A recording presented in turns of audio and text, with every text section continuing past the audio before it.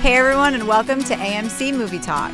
Movie Talk for movie fans. I'm Crystal Kennedy, and this is the show that brings you all the day's biggest movie news with insight into what it all means.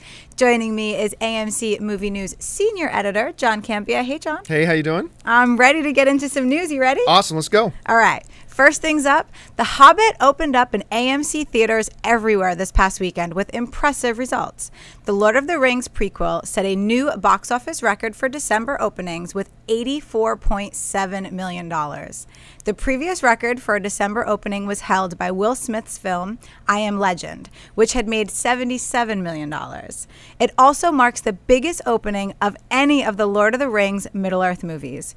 Return of the Kings opened with $72 million back in 2003. So, John, you've seen The Hobbit not once, but twice already. Twice so far. What did you think? And are you surprised by the numbers? I'm not surprised by the numbers. I think this is a good result. I mean, a lot of people forget that this is not the summer. The summer is when the biggest box office results happen. So some people, I was talking to some guys who are saying, The Hobbit's going to make $180 million opening weekend. No, this is December. That doesn't happen.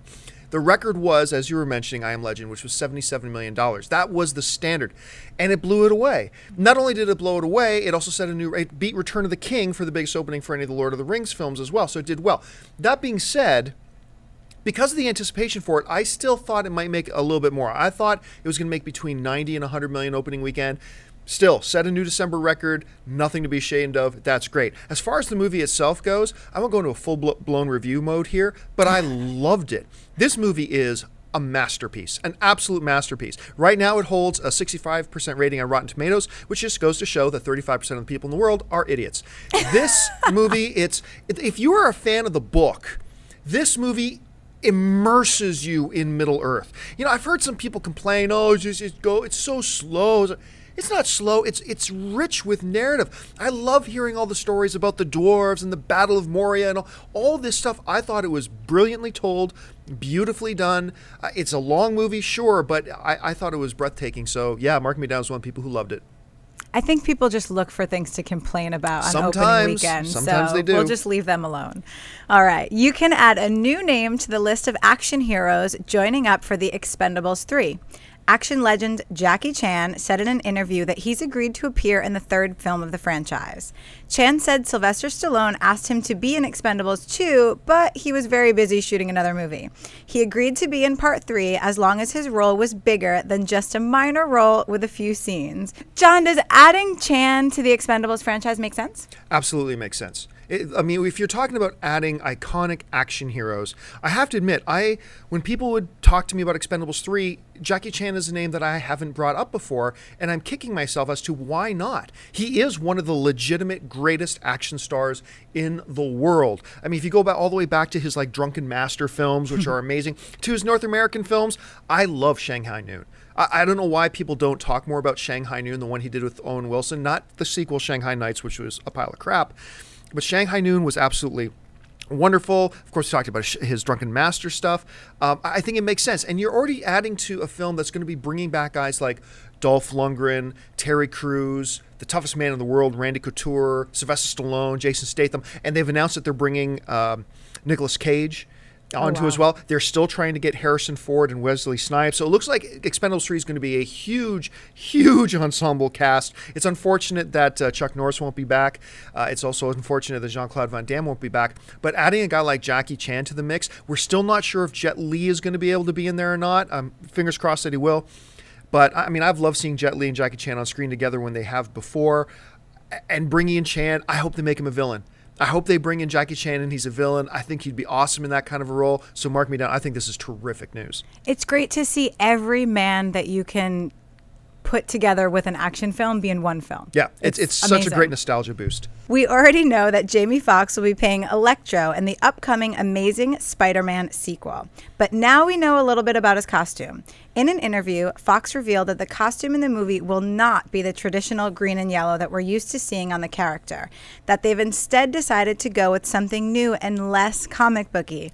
John, good or bad idea to change the costume? Oh, you got to change the costume of Electro. I mean, Dennis, you were saying this yourself when we were talking about the Electro. What was the one thing you said? Yeah, this is Jamie Foxx in it, but what's the one thing they got to change? The costume, because it looks ridiculous. I mean, in the comic book it looks fine, but I mean, if you actually replicate that in a movie form, yeah, it would look silly. It becomes a laughingstock. Now, there are some comic book characters that you can translate looks-wise directly to the big screen from the printed page.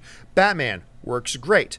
Thor looked great. Spider-Man translates great. But there are some characters in comic books that, hey, that works fine for the printed page, like Wolverine in his tight yellow spandex, or Electro in that ridiculous-looking outfit that he has. But that just won't work on the movie screen, and you got to make changes. The key to making a good comic book character into a good screen character is not doing it exactly as it is in the comic book. It's about capturing the spirit of it and making the changes where you need to make sure it's a good adaptation to a different medium, in this case from the printed page to the screen. So you got an Academy Award winning actor like Foxx in this thing. I think he'll do a great job with the character, and I absolutely think you have to change the costume or else it's just going to be a joke. All right. I'm not a fan of costume changes, I have to say, but I think that you made a really good point on this one. So, the sequel to Rise of the Planet of the Apes opens in AMC theaters on May 23rd, 2014. However, don't expect to see James Franco in it. Franco this week said that he was originally going to have a small part in the sequel, but that since original director Rupert Wyatt left, no one has talked to him about it, and that he doesn't expect to be appearing in the film at all. John, is this a big deal if James Franco isn't in Dawn of the Planet of the Apes? First of all, I love Franco. I think he's a terrific talent, both in comedy and drama. This is a guy who can do it all except maybe host the Oscars. He can do absolutely anything. I love this guy. That being said, let's call a spade a spade. Rise of the Planet of the Apes was not about James Franco. And it wasn't about Frida Pinto, even though she's like maybe one of the top 3 most beautiful women on the planet. The movie was about Caesar, the ape, played by Andy Serkis, who also plays Gollum in the Lord of the Rings films, who probably should have got nominated for a Best Supporting Actor role for Rise of the Planet of the Apes. So going into Dawn of the Planet of the Apes, look, the first film, it was clearly about Caesar, not James Franco. And so Franco not being in the sequel, while it's always a loss to lose a talent like James Franco and a name like James Franco, the reality is this isn't going to hurt the movie. This isn't going to affect the movie because the movie needs to be about Caesar. It needs to be about that ape. It needs to be about Andy Serkis. That's what everybody talked about from the first one. That's what people are going to talk about for the second one. So Franco, awesome, A+. Not being in the next Planet of the Apes movie, really, honestly, not a big deal. No, Planet of the Apes fans are going to go see the movie no matter what, aren't they? Absolutely. All right, Transformers 4 is on the way and will be released in AMC theaters in 2014 and will star Mark Wahlberg. This weekend, new rumors surfaced that a leaked script for the film reveals that the main villain will be none other than Unicron. John, does it make sense to use a character like Unicron in Transformers 4? Okay, so the first thing I should mention here is, like literally about 2 minutes ago, Michael Bay put out a statement saying, "This isn't true." This is what he said. He said that nobody has seen the script except for me and his main writer. He didn't say Unicron wasn't in it. He simply said nobody's seen the script. But let's remember this. You just mentioned that Mark Wahlberg is starring in the film. Right. We reported on AMC Movie Talk a while ago that there was a serious rumor going around that Mark Wahlberg was going to be in Transformers 4. And Dennis, what did Michael Bay come out and say about that? He said that it wasn't true, and then later it was true. Yeah, he came out and said, no, this is baloney. Mark Wahlberg isn't going to be in Transformers 4. Me and Mark are talking about a different movie. 2 days later, yeah, it's official, Mark Wahlberg's going to be in Transformers 4. Michael Bay lies. And I kind of get why he lies, because he doesn't like a lot of stuff getting leaked out, and therefore, a couple of years ago, he let it be known that he was actually going to put out false information to try to keep people guessing and keep them off. And actually, frankly, I honestly don't blame him for that. I'm simply making the point is that when Michael Bay denies something, just forget it. It doesn't matter if he denies something. And I do think it's interesting that he just said, look, nobody has seen this script. Only me and my writer have seen it. Nobody else has seen it. But he doesn't actually deny the rumor that it's Unicron. So let's get back to the question. Is it a good idea to use a character like Unicron in a Transformers 4? For those of you who grew up actually having girls like them and having a social life that don't know about Transformers like I do, Unicron is a planet-sized transformer. He's a transformer. I'm putting this in the basic terms. He's a transformer who transforms into a moon or a planet, and he eats planets. He's a great character in the animated world, but you face a couple of problems bringing a character like that into a real motion picture. Number one, we've seen that galactic size character tried before in a superhero film. Galactus in Fantastic Four 2. And that was an unmitigated disaster. That was a totally botched attempt, and they actually ended up turning Galactus into this giant storm cloud. The other thing you do, the problem is this, is if you have a character and a villain that's the size of a planet, how do you fight him? Optimus Prime does not go toe-to-toe with Unicron. You can't do that. So there's a few problems with using Unicron. However, on the flip side, there are some advantages. I've always said that one of the biggest struggles and one of the biggest walls to going into a Transformers 4 is the fact you've killed so many key characters.